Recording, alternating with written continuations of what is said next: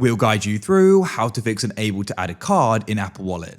If you find this useful, then please consider subscribing and liking the video. Here we are on my iPhone. So I've been trying to go and set up and add my card into Apple Wallet to go and use on Apple Pay.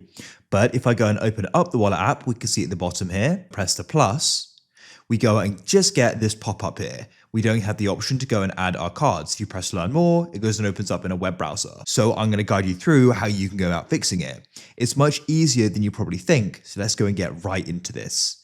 What you need to do is you need to go and head into the settings on your iPhone like so. You're going to be on the main page here by default.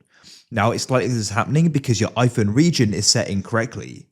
Apple Pay and Apple Wallet is only available in certain regions. So what you want to do is go and make sure the region is set correctly. Otherwise, it may just be unavailable, but most commonly it's because the region is set incorrectly.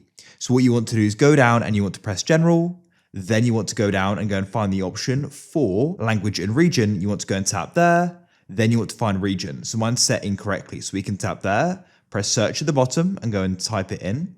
So I'm in the United Kingdom, so I'll select that there, then press change, go and wait for the region to go and be set. It shouldn't take long. When it's finished, your iPhone will be back on. When it's successfully set, you'll be brought back here. Then what we can do is come out of here and you can go and open up the Wallet app.